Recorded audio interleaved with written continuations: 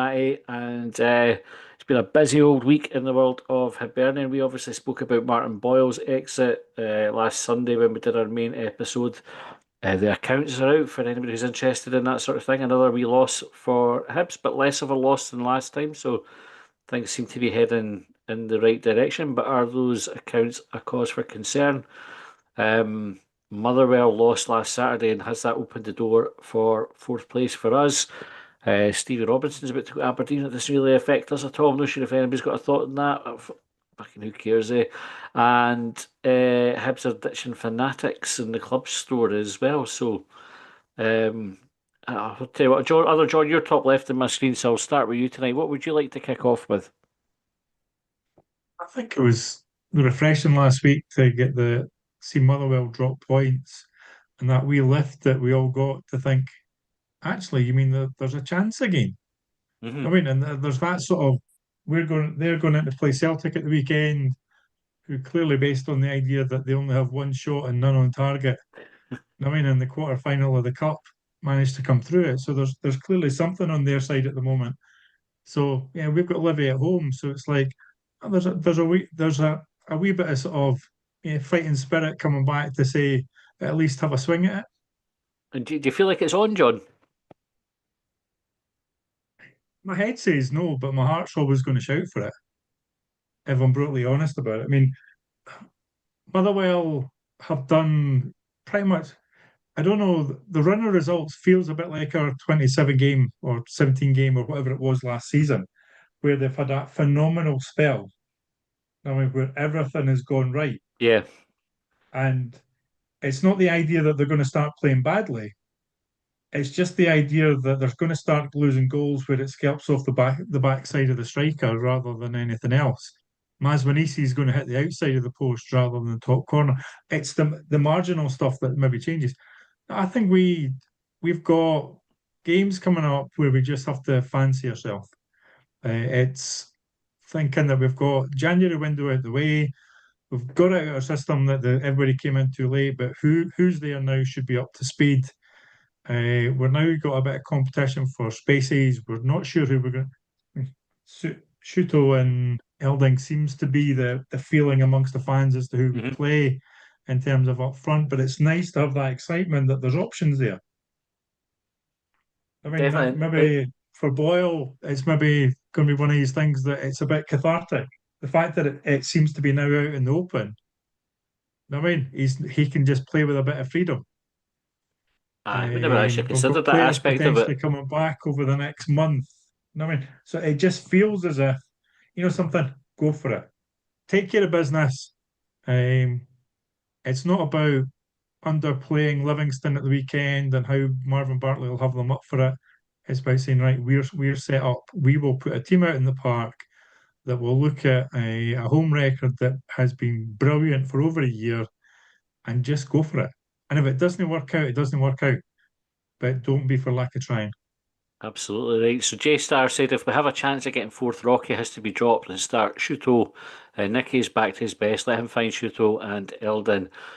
Chris, what are you thinking in fourth place? Is it on? And if it is, do we need to drop Rocky like J Star said? I think fourth place is absolutely. I said this to Stephen when we met each other at the train station earlier on this evening. I firmly believe we go into the split level in points in Motherwell. Oh. I'm really that mindset. They've got a hard run of games coming up, and we've got a fairly favourable sort of running. Not to mention, I know obviously mentioned the whole Robinson thing. Got to Hmm. Aberdeen doesn't really affect us. Well, it does because we've got them coming up. That's a good point. And they'll get the new manager But bounce. and I'm not agreeing with this whole drop Rocky nonsense at the minute. Like ultimately, Hanley as might be fit, might not be fit. Does he come back in? We've conceded goals with Hanley in the team. We've conceded late goals with Hanley in the team. We've conceded heady goals with Hanley in the team. I've seen nothing really in the games for Garananga to say he's an upgrade in Rocky. So what are we just changing it because it's Rocky? Like we seem to have these things where we'll just pick players and Aye. people will not change. They'll not change that. Like they'll literally not change that mentality if something goes wrong once or twice, it's like we'll just continue to beat that drum, whether it's Josh Campbell or it's Rocky or it's whoever. Like we seem to have this, and even going back, it was Paul Hanlon and Lewis Stevenson. Get Paul Hanlon out of the team, like, and then they go and you realise what you've lost. Like, so I'm not buying this. We have to drop Rocky nonsense. Like the goals we're conceding, I might be at fault for some of them, but the whole defence are covering themselves in glory with the goals we're conceding at some points, and I just didn't see how dropping Rocky for maybe Hanley, who's not played in 2.5 months, is kind of going to be the way to go. Yeah, makes sense. Stephen? Yeah, it's to start off by saying that Chris and I were in the same train. We didn't realise I don't regularly meet gentlemen down at railway stations, just to be clear. It's also just to come in on the point about the running games. I think Motherwell have got, before the split, I think they've got Celtic, us and Hearts. Obviously, we hope they beat Hearts. But with our run, I believe we've got, it's Livingston, Kilmarnock, Aberdeen and Motherwell. So I said to Chris, we need to be targeting at least 9 points from those games. And with Motherwell, don't get me wrong, they're certainly good enough to get points in those games, but you'd like to think that by the time we play each other at Fir Park, we could hopefully be, within a point of them if we win through there. And we've got a relatively decent record through there recently. We've not, I know we were awful earlier in the season, but we went in and won 3-0 last year to kickstart the run, didn't we? Pretty much. So, and I think Saturday there was the game I kind of forecast last week where just Motherwell didn't really get the breaks they probably earned from the game. They had the lion's share of possession and chances, but they didn't take them, and ultimately they were caught out. And a rejuvenated Dundee side took 3 points off them when we were chastising us for dropping 2 points against them the week before. So I would agree with Chris. I definitely think fourth. I'll be honest, I thought it was potentially off with Motherwell on that run. I just didn't see Motherwell dropping points, but I think dropping points with Dundee is a shot in the arm that we needed. It's funny how just like one result can totally shift how you view it, isn't it? Chris, you get a hand up again? Yeah, like, and I don't know, like, obviously it's just a thing, me and Stephen spoke about it, like, I was looking at our fixture, something I spoke about the other day there, when we talked about, like, top six and getting into the top six, etc. I was looking and going, other than Rangers, or the Rangers, or the Deadco, the fucking pitch protectors, like, we've literally played every team in the top six away from home twice. When you start thinking about it and going, I know people say our record's not that great in it, but we've probably had the hardest running fixtures in the first 3 rounds. A lot of the teams that are in the top six that are not, or were battling me, i.e. Motherwell, etc. So there's got to be something that'll change in terms of that, where it comes. I know we're going to have that extra game, probably away from home, hopefully Falkirk. But there's something in that. And another point is, as you mentioned, like with Boyle, sort of no pressure anymore, he can just go out and sort of do it. Ultimately, that's what the way the squad should be looking now. Top six is secure. I think Falkirk will pick up enough points to overtake us. Possibly not, probably not. No, we're running fixtures. So let's go and play with a freedom and chase Motherwell down. We've no real pressure on us now. So let's go and play with freedom. Absolutely. Motherwell are only playing top six sides from now on. That's it. All their games against teams outside the top six are finished. Ian? I agree with Chris about playing with freedom, and I think that's especially true with what John said about Boyle being able to play with freedom. So I think that's a big deal. But I think if people make mistakes, they should expect pressure from the other players who play their position, and that's how to use the squad. So I made the point last week that because Rocky had made mistakes, and we have someone who plays his position, certainly not Garananga, who I've not seen enough to actually be convinced he's any better than any of our players. But I think Rocky should expect to be dropped because he made mistakes. So therefore, that's how you use the squad, and that's how you improve your performance by people knowing that their position's in danger. Is it a one mistake and you're out approach, Ian, or is there an argument to be said that you need to give the players a bit of confidence that they can make a mistake, trying things, I think it's still different. keep their place. It's different. It's different defenders versus forwards, because obviously, if you're a striker, then you should feel free to just shoot on sight or even just take risks. But defensively, the mistake that Roque made against Simon Murray was just really really simple stuff. So he made at least one mistake in the game. So therefore, if you make a mistake that results in us losing goals, then you should expect somebody else to be ready to come in and take your place. This is normal. Normal. Mm-hmm. John? Rocky might just find himself in that lucky place where his replacement is coming back from injury. He's 34 years old and he's coming back from a hamstring. So if he's going to get minutes, he's going to start with sort of 10, 15 minutes at the end of the match if he's going to get fed in. So I don't think there's an immediate replacement. And Garananga as well, I mean, has come in, played sort of a game and a half, not done anything for us to think he needs to be back on a boat to Denmark next week. However, nothing to say that he comes in. So I think Rocky will keep his place, but more through the idea that Hanley's not fit. If Hanley was fit and been champing, waiting to get on the pitch, I think Rocky might have found himself subbed. I mean, in a couple of the games recently, and he might find his place in danger. So, yeah, if he puts an upturn on his form, he'll keep his place. What do you think? It might be that pressure that he needs. What do you think about David Gray taking an option to maybe play him for 18 minutes, and if he's having a stinker, hook him like the Spurs manager? Well, something. If we brought Murray Johnson in and put him into the Scottish Cup final for his first ever game, I mean, and he made 2 mistakes under pressure in the first 15 minutes, you're going to criticise the manager for that rather than anything else.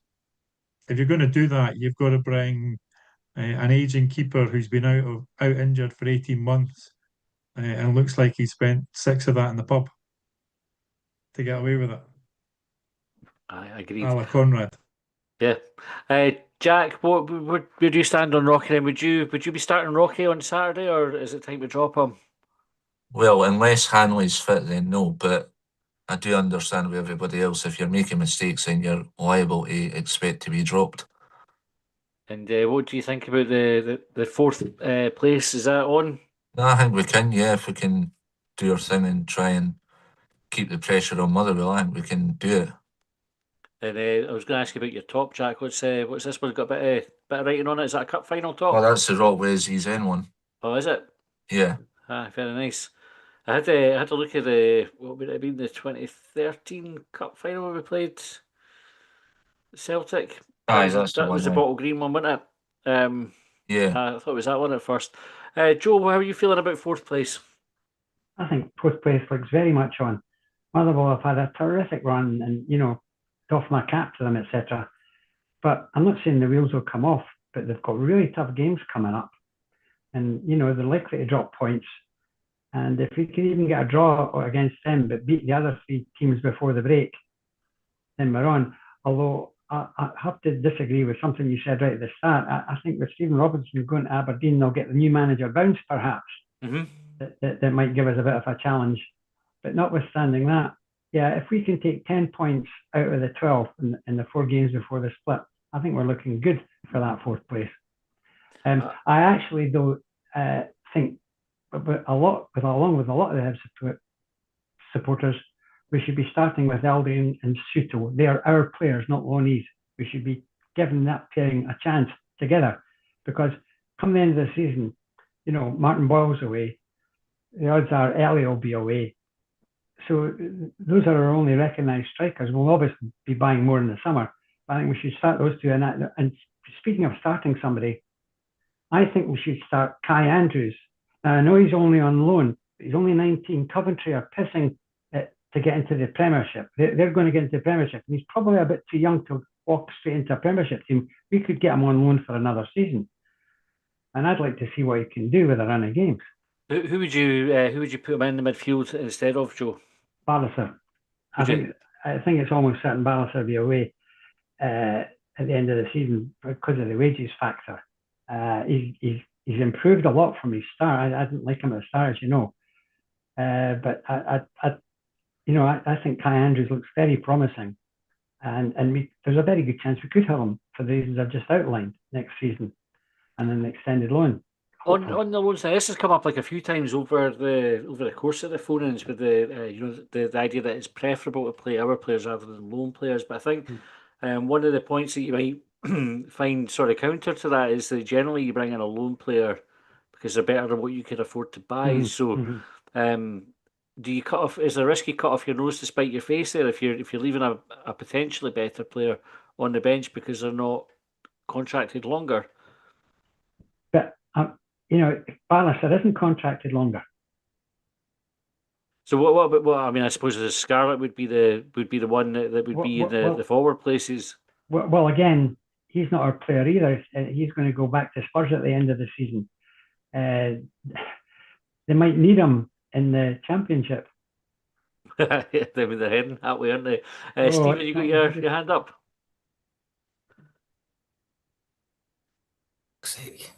Aye, sorry, I couldn't get off mute there. Aye, it's just on the subject of loan players. I don't necessarily have an issue with us having loan players and signing loan players and playing loan players. You think back to the impact Jorge Claros made when he came in, 15 years ago, he was absolutely outstanding. Griffiths in his second season was player of the season, probably got us, I know we finished 7th ultimately, but he got us within a hair's breadth of getting top 6, and obviously we could have won the cup if we hadn't been 2-0 down after about 15 minutes. And recently, Mizian Maluda was outstanding. Mizian's probably one of the best players, best technical players I've seen in probably my time supporting Hibs. So, Kai Andrews is a lone player, Ballasser's a lone player. And I actually think of the two, I think we've got a better chance of getting Ballasser, to be honest, because he's already playing, he's establishing minutes in the team. It seems like he's come up and he quite likes the city, potentially wants to stay. And with Boyle going, that'll free up quite a significant salary, you think. So, whilst I'm not for a second suggesting that you make Barlasser your designated player that gets all the biggest wage, if something could be done, I would take him. Kai Andrews, I see a wee bit of Triantis in him, and that it might be all well and good saying we'll get him again next season if Coventry go up.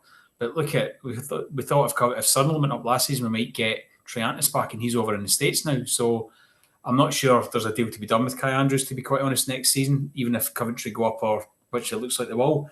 But yeah, whilst I would rather we play their own players and potentially our younger players ahead of loan players. But if the loan players are better than what we have in the squad permanently, I've got no issue with playing them. And of course, 2016 owed a lot to a couple of loan players in the final. It played a huge part in it. Exactly. On you go, Joe. Chris, I'll come to you in just a second. I'll just get Joe there now. Many great teams build a team around that central midfield player. Barlasser is certainly not that. I don't want him to be his central midfield player, playmaker next season. Okay. Chris? No, it was just on the point of Barlasser. Obviously, Joe's got your views, and we're very, very... we know he's kind of mellowed him a little bit, but we know Barlasser's not his kind of player. But I keep hearing this thing that we can't afford Barlasser. My information for people is Ballasser's on $6,000 a week. He's not on 15 grand. He's on $6,000. He's not out of Hibs' price range, especially when you think of players like Tavares that we were paying a hefty whack to. Like, ultimately the money is there. If you want Ballasser and he wants to stay, then I see no reason why he's not out of ballpark. For me, Joe's entitled to his opinion, absolutely. I think would I like a Kai Andrews? Absolutely. He's got probably more legs than Barlasser has, and he's a good player. But I wouldn't be averse to having a Chaiwa and a Mulligan around Barlasser to do the running and let Barlasser take the ball and spray it about. His passing range is phenomenal. And as I say, I don't think he's out of our price range by any stretch. So if we aren't going to play him, ultimately we play him. The whole loan player thing, player best players, whether they're ours or not, they're under contract for Hibernian FC for this year. We're in a chase for fourth, and that's what we're saying. So if 100% if Gray plays the players that is under contract for Hibs next season, we make a backside of it, he'll get criticised. His job's in line. Ultimately, his job is to play Hibs' best players. And if that means we play lone players, then we play lone players. Aye. I think the other thing to remember with Barlaser is he's out of contract with Middlesbrough at the end of the season, so his wages go from whatever they are just now to 100% less at that point. Or, you know, if you're a certain American politician, maybe 900% less, maybe 1,300, numbers people have never heard of, maybe that much. Ian, you've got your hand up. Thank you, Mr. President. Yeah, it's at the risk of repeating what we've been saying every single week, Barlaser is playing really well. He holds the place just now because he's performing really well. I expect him to be an exit loan to us, so therefore I expect us to sign him, and certainly based on his performance now, he certainly deserves to be signed. Let's just compare him with Kwon, for instance. Well, let's not. But Barlaser played really well. As Joe said himself, he's improved a lot, and he certainly holds the position at the moment. I think others would struggle to get in as long as he keeps his level of performance up. Again, repeating what we said last week, Scarlett's playing really poorly just now. He's having no impact. If we've got an agreement that we have to play him because he's on loan, then we should review that agreement, because he's certainly no upgrade on what we got. Mm-hmm. Joe, I wasn't sure if you were wanting to come in there, whether you'd... just very briefly. Can I agree with what Chris has said. You play your best players just now. And our best players up front, just to move from midfield up front, are our own players, Elding and Shuto. And I'd love to see the pair of them start. And Shuto actually start a game at last. Okay, let me just grab a couple of comments from YouTube, and then Jack, I'm going to come and get your thoughts on Barlaser before we move on. So have a wee think about what you want to say about him. Ronnie said, "Hi bangers." Danny said, "Need to win the next 2 games and hope Celtic win at the weekend. It's down to just 1 point." Gary Hudson said, "Glad to see Hibs are going in house on their merchandises. That company they had were absolute crap." And Danny says, "We must have a chance of 4th. Only change I think we should consider is Shuto for Scarlett for this run pre-split." Ronnie says, "What like Laidlaw at Hampden?"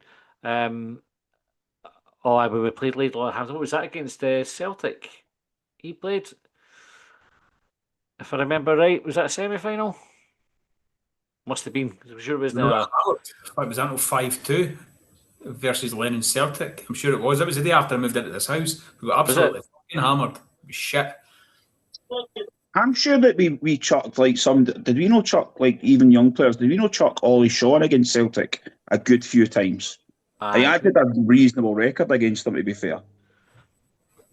We see we do things like that now and again. When you think back about it, there's got to be a place for young players. You've got to try them at some point, I guess. Dabrowski get chucked in the Derby, mind. Aye. Man of the match. He had a stormer that night. Mr. Gasgod said, "Mona Highbees, let's give a big push for 4th." J-Star said, "Joe and Barlaser still makes me laugh. And my fear is we try to sign Scarlett to replace Boyle." John Kilkenny Carr said, "Shouldn't Campbell get more game time? He tends to contribute to a goal almost every time he comes on." So a couple of things, Jack, there for you. Right? So Barlaser would be the first one. Would you be giving him a contract for next season? I would, because like people are saying, he's in our price range and there's no lot that can go wrong with that, and he's been good for us. Not scored any goals yet, but he is good with his passing and stuff as well. And what about Josh Campbell getting more time, like John suggested there in the comments? He's contributing to a goal most time he's playing. Would you be looking to get Campbell on the pitch more often? Not really, no. No, how come? There has been games that I've been at and watched Campbell. Sometimes he shows up, sometimes he doesn't. Like, he has his good days and he has his bad days. Okay, Ian, where do you stand on Josh Campbell? Would you like to see him on the pitch more often? Definitely is one of my favourite players. He's fast. He wins the ball in the air, both attack and defensively. He's very smart. He can shoot with both feet. He's a terrific player. He really is. And at the moment, because we're actually playing pretty well, he's and especially Jamie McGrath is just our best player this year. If you try to compete with Jamie McGrath just now, he's not going to get in. But he should certainly be playing. He should certainly be getting a game every game in terms of being a sub.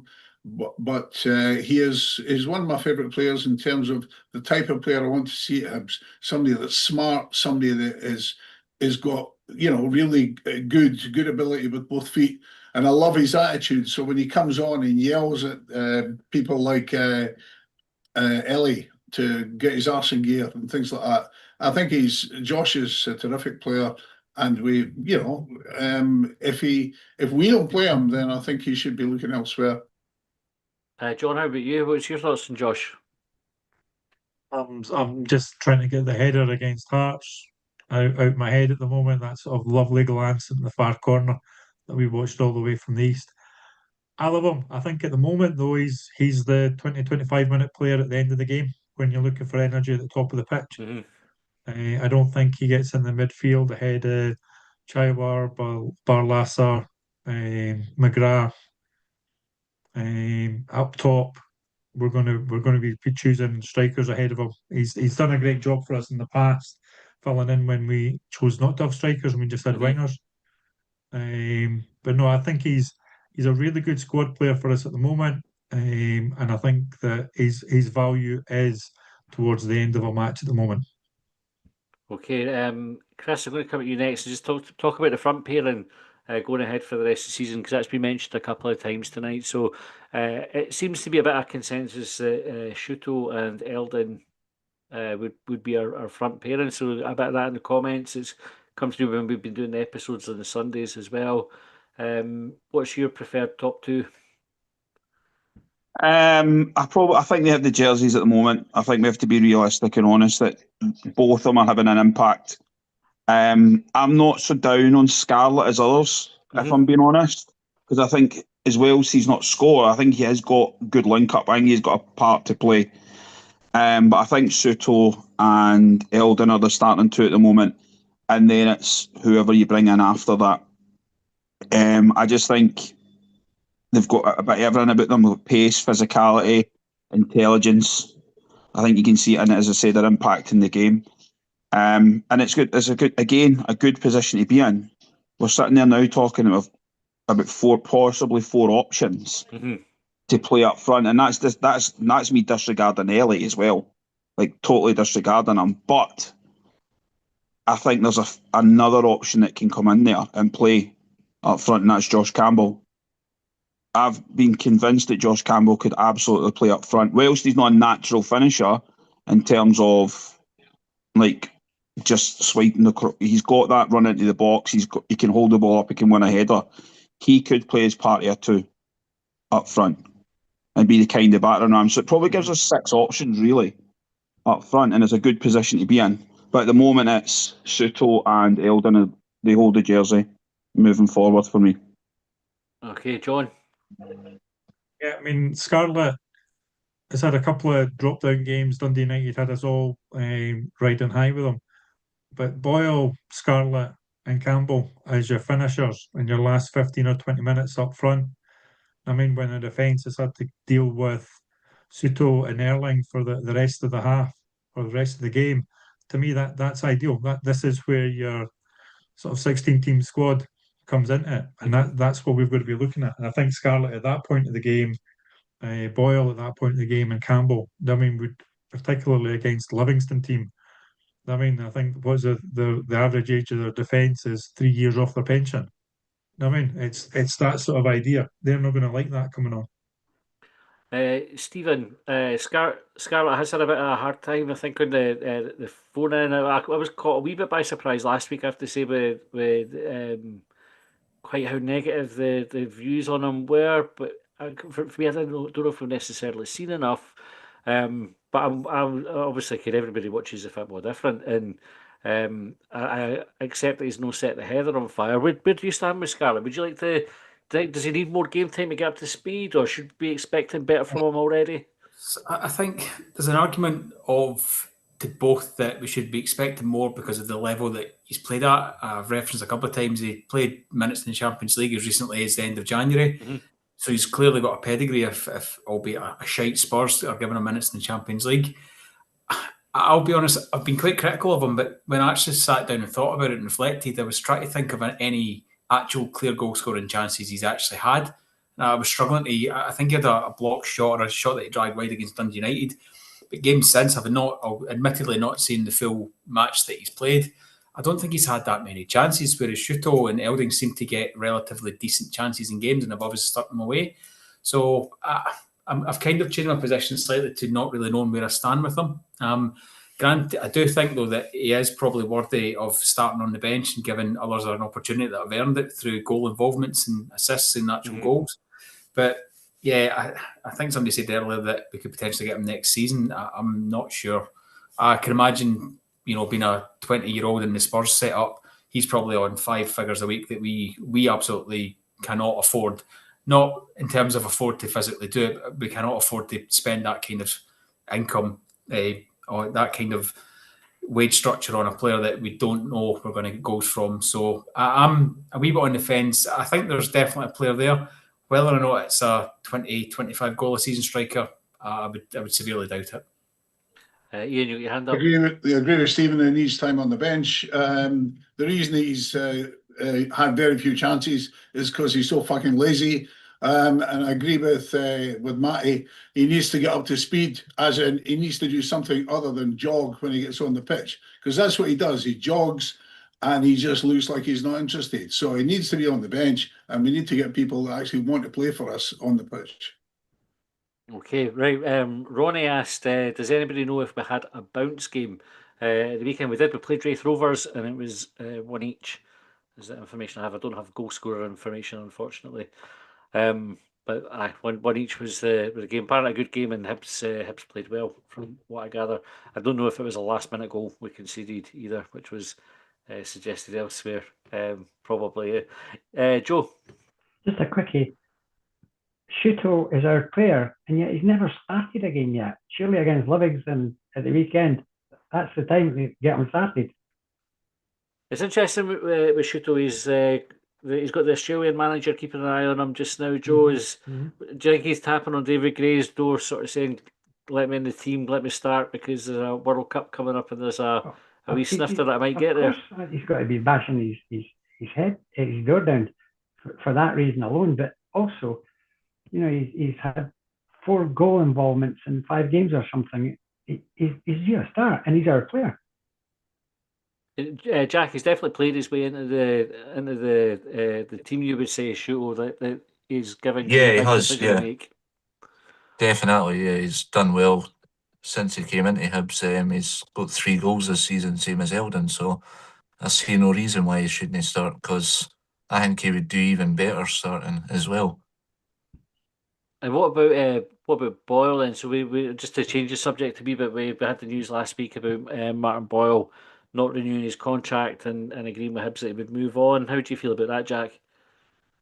At the point, I'm gutted, but at the same time, like I was speaking to some of my friends about it as well, we were saying we've had the best out of him, and he's now getting to the stage where if he wants to move on, that's his choice. But he has been a good player for us over the past 12 years, so we've had him since under Alan Stubbs, so the time's come, Joe, you'll have seen some strikers over the years, some players over the years. Where does Boyle rank in the Hibs players that you've watched? Very, very highly, especially in the spell he had before he got injured, because he's never quite been the same player since then. He's that half yard slower, and his pace was everything, or a large part of his game. But of course, he ranks very highly. I'm old enough to have seen Joe Baker play, but basically he's been a great heavy, and I wish him nothing but the best. And I would imagine he'll go with his family to Australia to finish his career off. But that's what the smart money would suggest. But he's been a terrific heavy, and wish him nothing but the best. Ian? I love Boyle. I've seen probably 90% of his games, and I've seen all the high points, the ones that you covered the other day. But Livi away was key for me. I think he was, he just performs well on a big stage. In some ways, I think he's actually bigger than the club. I mean, he's just such a good player, and it was great you put your video up again of you and Colin speaking to him. My wife actually listened to that on the way back. We're driving back from Wales, and she thought he was like really funny. And plus, she was at least one Hibs event. I think it was the Buzz where he was hilarious. He's just great. He's like, Ibby's Buzz halfway through. He goes, "Fuck the Hearts," and it's just really good fun. Great. So he's a brilliant personality, but he's a real showman as well, and he's a consistent high performer. And it's pissed me off this season because I feel that again, lack of coaching. The drop off in goals has come, I think, primarily because his technique and shooting across the keeper to the far corner. I don't think he's dropped off in pace. A drop off in pace has impacted that. I think he just needs to improve his technique again, because shooting across the keeper to the far corner was his modus operandi for a while. And I think it was quite interesting on that interview, on that discussion that you had with Boyle, where when he talked about coaching, what he said was, I get 20 or 30 shots at the end of a training session, and that's probably far more than I get in game. Now, obviously, if that is really at the level of coaching he was getting from us at the time when you had that interview, that's shocking, because everybody at the end of training gets 20 or 30 shots, So, I mean, it's not how you coach finishing. But I think, as John said at the start, I think we should play him to the end of the season and they can play with freedom. So I think we should, he is somebody to celebrate. He really is. I think he definitely deserves the big send-off. Cyril, come you just a wee second. Danny said, as for Boyle, good luck to him, but it feels like this is the right time for everybody. And Ronnie says, hope Boyle makes it to the World Cup. Nearly scored a World Day away in Warsaw. I mean, what a goal that would have been if it hadn't hit the crossbar. Stephen, on you go. Yeah, it's just I've not had the chance to listen to the episode, and I don't actually know if it's been officially confirmed by the club if he's going or not, but I've said it before in the last few weeks. I think it probably is a natural time for both parties. After hearing that you were doing the show on him, I did have a think to myself about the 3 top Boyle moments, and I'd probably rank them in terms of being there. The first one is, you remember the rocket against Livingston, and an absolutely... that was one of my favourite goals, that one. Incredible. Absolute fucking rocket. I was right behind it in his stand. It just flew off his boot. Absolutely incredible strike. The equaliser when he came back against Hearts from Saudi, that was outstanding. Look at you celebrating draw for the club that released a beer after drawing a game. And the hat-trick at Ibrox, the hat-trick at Hampden against Rangers in the League Cup semi. Just 3 moments that I will probably live with me forever. So I wish him all the very best. He's an absolute brilliant guy. I think his biggest highlight in Hibs is the recovery's hairline. Absolutely remarkable. You remember at the start of the season, I think it was maybe season 18-19, where he looked, no offence, John, but he looked like you. And then now he looks like, probably a young Matty in his prime, with slick black hair right back. So fair play to him. So clearly Hibs have done good by him in the sense he's got brand new teeth and brand new hair, but he will be missed. And to pick up an Ian's point, I think this season, the elements of last, where he was offside, 100 times out of 99 times, I think that comes from maybe that loss of the yard of pace, where he's going a bit soon because he knows he can't rely on the pace as much. And when your fast wingers and your fast strikers start to lose that, like who can remember Dennis Romandal for Charlton? Once he got to, I think, 29-30 and lost the pace, he just disappeared off the face of the earth. So I think, sadly for Boyle, the loss of the pace is probably the loss of his biggest attribute, and the fact he's averaged maybe 10 goals a season is probably why he's never made it beyond the level of Hibs, sadly. But wish him all the best. Absolutely love the guy to bits, and he'll always be welcome back at Easter Road. I absolutely 100% agree with that. Chris, what are your thoughts on him? I think I agree with everybody. It's probably the right time. I think we are getting to that stage that he's going to be 33 maybe next month. Or I think it's next month he's 33, maybe this month. I think we're at a stage now that it's probably the right time that he can go and maybe get a decent payday in the sun, as opposed to freezing his arse off at East Mains in the winter. He can go and play football somewhere sunnier climes and enjoy a bit of life with his family. I'm going to take one issue though with John on the other night there, and him narrating his hat trick. I was sitting there absolutely livid. I was like, think what? John explained his logic, but I was like, fuck it, a hat trick at Like, Hampden hat against tricks, Rangers. exactly. Hat tricks at Hampden for Hibs players doesn't happen. Hat tricks against Rangers for Hibs players is sort of very few and far between in my lifetime. And the same as John's, because we're a very similar age. So for him not to sort of just disregard it is just madness. But yeah, I think what a great servant to Hibs. And you kind of looked at the time. If I remember the kind of look when we loaned him and swapped Alex Harris for him, we were all kind of a bit like taken aback. Mm-hmm. How that's worked out for us is you've got to put that down as one of probably pound for pound one of our best ever deals. When you actually break it down, the length of the service, the important goals, the money we managed to fleece out the Saudis for a bit. I think there's as well to say that the character that he's brought to the club, like he gets the club. He obviously is not a Hibs man, but he's come into the club. He's totally immersed himself in it, which he probably looks at himself now as a Hibs man. I think he met his wife through. I'm pretty sure he did, yes. So I'm assuming that she'll obviously move on for the women as well. But I'll not get started on that because it annoys me that she's been injured for about 3 years in pregnancy and injuries. But that's women and biology, so we'll not go down that route. So we actually might have to blame Martin Boyle for just before you get me cancelled, Chris. No, we're not going down that route at all. But no, I think the time's right, and I can only thank him for his service. And I think he probably goes just now before fans maybe start to turn, because he's starting to get that kind of stick this season that some players get, and it's like, you know what it's like. They say that you stay long enough, don't become a hero, you're an enemy, sort of thing. Aye. So I think we're at that stage now. It's probably just naturally the time for him to move on. John, I'm sure Rachel won't say anything about her 3 League Cup medals, or 2 Scottish Cup medals, and her league title that she's won when he's trying to flaunt his Scottish Cup medal around. 100%. Right, I'm going to move the conversation on from Martin Boyle just now, because we've got a question in from Hayley Young. Sorry, Ian, you got your hand up, so you make your point, and I'll bring Hayley's point in after that. Yeah, it was just about the finances. I thought the finances were all pretty positive. I mean, when you look at revenue, so revenue is up only 2.5% over inflation. And obviously that wasn't this season, where we've obviously had a lot more European money.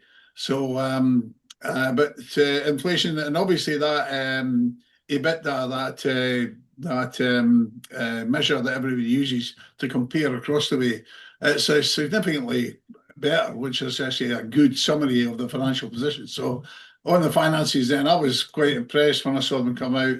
And that it looks like as far as the staff costs and stuff like that we're actually pretty well managed financially.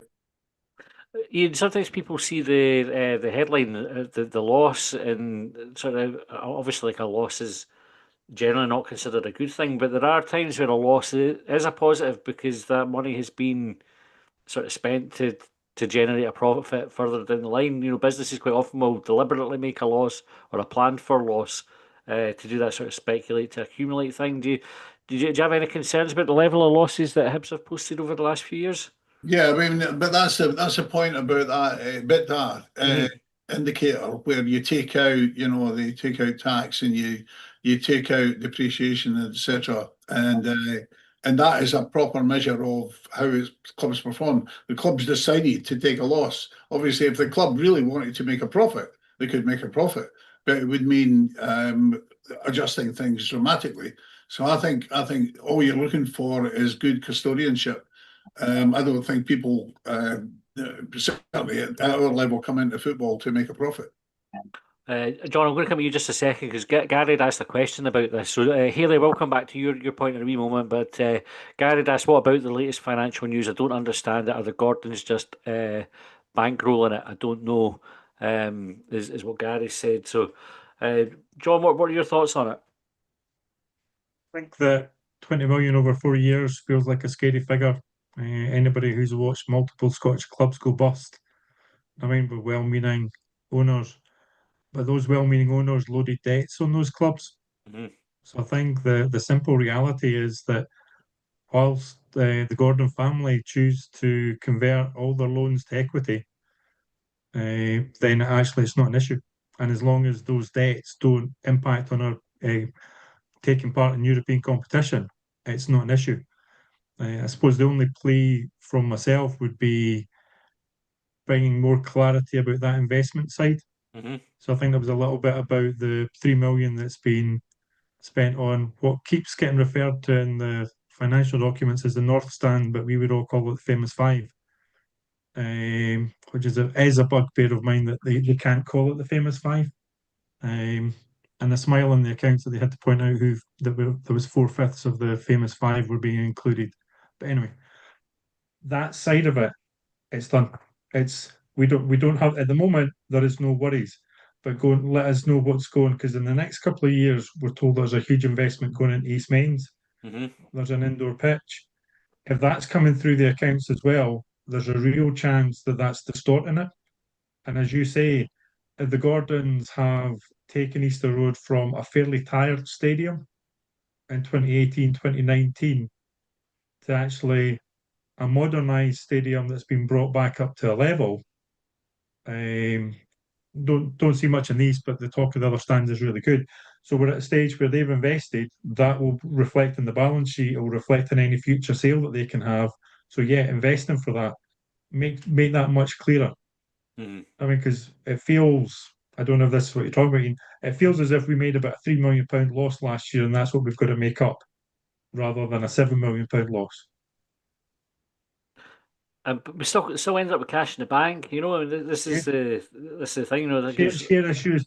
There's a complexity. I mean, I don't know whether Ian CW Cropley was God. You know what I mean? Is the one that we all run to on Hibsnet. I'm sure there's somebody else in the bounce who does exactly the same thing. Yeah, I did a 10-week course at uni 40 years ago in accountancy and passed it, and immediately forgot everything that he told me. So no.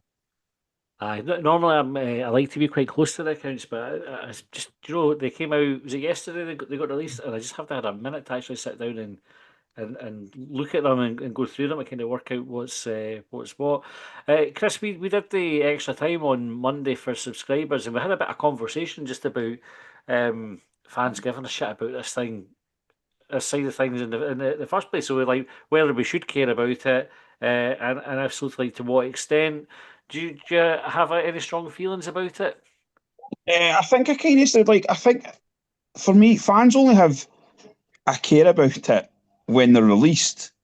As much what Colin said, it's a kind of tit for tat thing. Like, and fans will just look at the headline numbers and go, the headline number, and literally look at the £5.8 million loss or whatever the figure was. I can't remember if it was 5.4 or 5.8. And they'll look at that. Ultimately, fans care about what's happening on the pitch. They don't care about, like, and that's the sort of stick that Kensal was beat with. Like, they don't care about the nice hospitality suites. They don't care about all that stuff that generates the revenue as long as it's on the pitch. They only care about what's on the pitch. So fans ultimately don't really care about the product on the pitch. If the team's flying, getting results, nobody cares what's happening in the background. And it's the same like if we need to start cutting our cloth accordingly. They'll only moan because the results in the pitch are not what they want.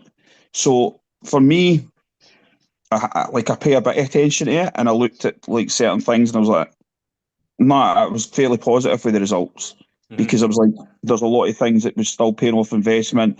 And as I said to Stephen earlier again, like people forget we had to pay people like Jair Tavares money to leave the club. Like these people don't leave on free transfers, given 6 months of a contract up for nothing. So there's money that's came out the club in terms of that I'm just looking go, we're in a positive position. I would expect accounts next year to reflect probably a really healthy profit, if I'm being brutally honest, because I know there was people will say the Bowie money, but that's been used to pay the Black Knights. It's no. It's Hibs haven't paid the Black Knights. 100%, it's the Gordons.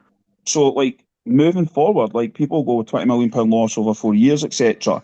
But we're looking at we should be looking at a mega profit next year. Yeah. So things aren't like as bad, anywhere near as bad as what people want to, or the media and certain fans want to make out there is. So I think we have to be really, really positive about it. Like there's a... On you go. No, I was going to say you're right, because it's like that. Like how just a snapshot in time. You know, like there, what happened in that specific period of time, and it's no like it doesn't reset to zero in the real world behind it after it. Like the things keep getting spent and money keeps coming in all around it. So like that profit that's happening this year, or we assume it's going to be a profit. The clubs know that, like when they're spending the money. So. And the only worry will be is if the Gordons turn around and say we're not bankrolling this anymore. Yeah. Like, and until such time as the Gordons turn around and say we're not bankrolling this, then we need to look and go, we're in a decent place. We've got people that are willing to do it. As I said in the Patreon chat, I firmly believe that investment that we've kind of spoke about a couple of months back. I firmly believe that'll be happening very, very soon. There's no way all these press releases come out and say, and then they backtrack and go, oh, they're just sort of sharing best practice. Clubs do that all the time. Like loads of clubs do that network. That's what happens. It happens in business. We all know it. They're not releasing that news stories on that. So I firmly believe that investment will come, and we're going to go into, and I think we're going to go into the next few years in a really, really strong position. I definitely hope so. Ian, you got your hand up. As John said, I mean, it is a confusing picture because we're operating almost a year behind, and obviously we can't see the current position, but it looked to me certainly that the attendances were definitely up this season so far. So I don't know how many season tickets are being sold. I mean, as Chris pointed out in the season ticket video, I look very fetching in my cycling gear. And I'd just like to point out that my inclusion in the season ticket video was my inclusion as a partner, as opposed to a boyfriend or girlfriend, husband and wife. So I'm described as a partner, right? And I'm also included before a guy with a hard hat, and that makes me look like one of the village people, which I was definitely not. I was definitely trying. I mean, I must have posed like that. I think it was 12 times. And the guy's using my picture, as Chris said, where I look fetching. So literally it was like turning like this. And he's got me in this really stupid pose. So I've no objection to being included as one of the clubs move towards a more inclusive approach to getting season ticket holders. But I'd just like to say that that's not what I expected. I didn't expect to look like one of the village people. Well, very, very fetching it was, Ian. Green Tea said, sorry, Chris, but fans should care. Look at Bury, Sheffield Wednesday down south. If Gordons get fed up with Hibs or don't want to put any more money in, then we might be in trouble. And then ask, who's renewed your season tickets? Are we show of hands on the call who's renewed for next season? Just about everybody. Yeah, good. Right. See, the thing is, I'd say on that, like, I'm not saying fans shouldn't care. I'm saying ultimately they'll only care about the product on the pitch. Like, it's not that they shouldn't care. I'm not saying they shouldn't, because everybody gets worried. As you referenced in extra time, like for certain people who have vintage, I was very, very young, but like we still remember, like people remember the Mercer days, and we've absolutely seen other clubs go down that route. It's only, I think these things don't happen overnight. Like, you do see a trend, like Sheffield Wednesday, you've seen that trend happening for 2, 3, 4 years. With Hearts, everybody knew the mad Russian that lived in a submarine was a crook. Like, the only people that didn't know or didn't want to know he was a crook was Hearts fans. And ultimately, they only cared because they were getting a Scottish Cup out of it and they can sing about their wee 5-1 pish every other week. But, like, you just have to be realistic and go, it's the product on the pitch ultimately, because that's what sells tickets. No, the club doesn't sell season tickets by having a good balance sheet. Like, you get a good balance sheet because they sell season tickets, which is generated by the product on the pitch. So that's what fans ultimately care about. It's just like you should pay attention to it, but it's not the be all and end all. Ronnie said that he'll renew it tonight. Season tickets, so Hibs, if you're watching, just see that. Look at the influence we've just had there. So, you know, we can help you out, Hibs. John, I don't know if you've got your hand up or if your hand up is a result of putting your hand up physically, because I managed to inadvertently put my hand up on the call as well while signalling about the season tickets. So, did you have something to say, or is this an It accident? was just that really quick. When we're looking at the club, when do we worry? We worry when the owners start separating the ground from the club, Aye. or they start leveraging costs onto loans that are against the club. So if you look at whether it be Dundee, whether it be Livingston, you look at the debacle that's ongoing at Hamilton at the moment, you look at what's happened to clubs like Clyde. If you really want to go back, look at Third Lanark.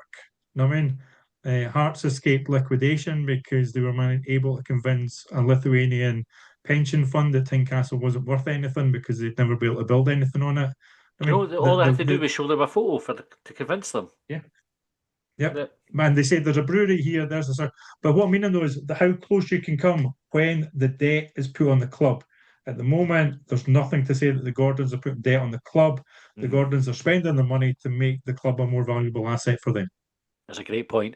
Right, I had said to Haley's point that we'll come back to it. So Haley said, seen on the Hibs page about how David Gray's limit is pushing for top six, that being his limit, despite the fact that we've been back-to-back top six. Do you get the feeling that a small minority of fans want Gray to fail so that they feel vindicated in their opinion? John, you're nodding. So what's behind your agreement to that point? I think that there will be a set of fans who see Robinson going to Aberdeen and are gutted because they always wanted him at Hibs, and that's who they wanted instead of Gray. I think there's a set of fans who wanted McInnes and see his success at Hearts and think that's who should have been at us. And what Gray does will never quite be good enough, or even the small spells. And there's nothing wrong with them having that opinion. Mm-hmm. You know what I mean? None of us know enough to do it. So if you've got a gut opinion that you just don't think Gray was the right person, he wasn't experienced enough, and he's not done enough with what's there, and somebody else could have done better, my hat's off to you. I mean, you absolutely have your opinion, but don't be so buried in it that you can't see a level of success that's coming to the club at the moment. We've had some of our better European performances in the past few decades. I mean, over the last year, cup performances have been crap. I mean, that's what if you were going to go sit down with David Gray and start off with here's the shit that you've got to sort out. It's going to be your cup performances. Mm-hmm. Consistency in the league has come in there. The occasional crap performance, our home record over the past year and a bit has become good. It's a strong place to be. You've got to continue that game by game. No, I think that there is I didn't think Gray was right, and this is who I thought should get it. And they've been successful. They've gone and won a cup. They're top of the league. I mean, that goes into it. There's also a group that seem to think that was that old thing you always get told in your management courses that just as everybody's settling down, what you'll do is you come in and you change everything to give that illusion of progress, but all you do is you just stir everything up to make it look good. Mm-hmm. I mean, that's the feel that it's not quite as good as I think it should be. So let's just change everything. That doesn't bring stability. This is the first time we've had stability for probably 30 years. Mm-hmm. I mean, at the football club. Let's try that. Joe, you're not nodding there. Is it a case of sometimes like stability isn't sexy, is it? Like that sort of slow but steady progress isn't as good as the race to the finish line kind of thing. Is it a case of people should be patient and let Gray just build on what he's done? Absolutely, and can I start off by congratulating John on his summary there? He's spot on in everything he's just said. Couldn't agree more. I mean, if we end up fourth this season, and we've got a lot to do, as we know to do it, but it's doable. Following our third last season, that's Hibs punching slightly above our weight. To get that level of consistency, third, fourth is really good. The disappointment of the cup, because that's a chance to win something. But notwithstanding that, and I like some of the purchases. I like the two new strikers that we've brought in. I like some of the loan players that we've brought in. I think the management has done a really good job, and bear in mind, Gray's still a very young manager. What is he, 37 or something like that? I mean, he's still very young, although he's been around the club forever. No, I think we've got a diamond in the rough there with David Gray, and be careful what you wish for, Hibs fans, is what I would counsel. Yeah, Stephen. Yeah, it's just very quickly on the David Gray thing. So I think it's the same as last season. The Hibs have the 5th largest budget behind the two Glasgow clubs, Hearts and Aberdeen, and we exceeded expectations by getting 3rd last year. And this season we're sitting 4th with still a good chance for sitting 5th with a good chance for 4th. So there's an argument to be made that David Gray is matching expectations, and last year exceeded them. So there's clearly a decent coach and manager in there. And I said this to Chris earlier today, everything this season is caveated against the fact that they bastards are top. Even if they were sitting 3rd or 4th, it wouldn't be anywhere near the level of vitriol that's getting directed at David Gray. It's purely because they're top that everything is completely skewed. So I think it would be madness to get rid of Gray, because as Chris alluded to earlier, times when we're paying off 2 or 3 previous managers at the same time. So I think stability, I compared it to my lovemaking a few weeks ago. It's effective. It's not very exciting, but it's effective. So stick with it. Chris. I kind of was just going to agree. I absolutely agree with what Stephen says. Like, ultimately, Gray wouldn't be getting moaned about if Motherwell weren't having this season of all seasons, and the fucking Galacticos were on the top of the league. Like, ultimately, we are sitting in a way points. Our points are better off than we were last season. We're looking like we're going to exceed last season's final points total. Like, that's progress. Like, whatever way you want to look at it, like, that is progress. Like, we've not had back-to-back top 6 finishes in God knows how long. We've not went 3rd and then stayed in the top 6 sort of thing since maybe John Hughes. Would that be about right? Be around that time. So I can't mind. I know if you're looking at it for the same manager to do it, you have to go way back to Mowbray. But I think we've had top 6 finishes back to back. When we've changed manager partway through the season. Yeah. So exactly. So we're talking like 20 years, like over 20 years. So that's like we people like sometimes, and it's like into new signings. Sometimes people want a nice shiny new toy. It doesn't mean he say it's better. And we've all seen it. Everybody parred and wanted Harry McCurdy in the team, who's probably one of the worst football players I've ever seen at Hibernian FC. And but everybody wanted him in the team, and he was shite. Sometimes you just need to stick with what you've got until that person becomes shite or moves on. Same with the whole Hanlon Stevenson thing. If they were any good, they wouldn't be at Hibs. Why? Why do we think that we have to push these people out the door? That argument always scunnered me. You have to understand how good a player you have to be to play that many times for a club like Hibs. Like, how many players have come and gone through the door at Easter Road that couldn't get anywhere near that number of performances, and it wasn't like a sentimental thing or that. The boys were there because they deserved it. So you're spot on. Right, Ian, you got your hand up. I'll get your point, and then what I'll do is I'll go and get a score prediction for everybody for Saturday, and we will wrap up. Yeah, Lewis Stevenson's one of the best players I've ever seen playing for us, and I absolutely love him. I still love him. David Gray's consistency, that's been his main problem this year. As I said a couple of phone-ins ago, he should be on a performance improvement plan at the moment, but we should definitely not make any changes now. And Stephen Robinson, I would never take him because he spoke like Ivan Sproul, and I can never understand Ivan Sproul.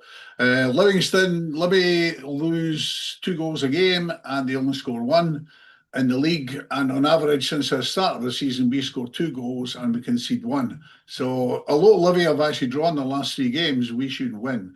So I think we should win 3-1 as long as we play Eldon up front with Kathleen McGovern after her performance for Scotland. Okay, right, so we've got 3-1 for Ian. Stephen, what's the score going to be? I absolutely despise Livingston, so I'm going to go for a routine 4-0. Right, this Jack? 4-0. Going for a 4-0 as well. Okay, Joe? I agree with Ian, 3-1. John? I'll go for a 3-0, although I'm trying to think back. Did we not once beat them 6 or 7-0 at Easter Road back in the day? I'm sure we had a 7 against them. You saying 5? I think we've had a 7 against Livi. No, we've had a 5 at Easter Road when we still had like Marcondes and that. We bet them 5-0. Sure, Lambert was If we go back sort of 18, 19 years to Fletcher era, I'm sure Fletcher was in the team when we beat them by that. But I think it'll be 3 because we don't have Fletcher. Chris, what's the score going to be? So it'll be 3 points to Hibs, 5 goals, 3 different goal scorers, and 0 goals conceded.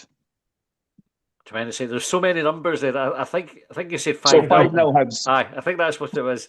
But my brain's absolutely pickled tonight. I've been so full on this week. Right, we will wrap up there. John and Colin and myself will be back on Friday to do the preview show. We'll try and convince John that a hat trick at Hampden is worth holding on to between now and then. So do join us. It's about 20 minutes of your time on a Friday afternoon. 4 o'clock we'll kick off. And then we'll be back on Sunday with a full show to talk about whatever happens and Hibs win against Livingston on Saturday. So until then, take care. Thanks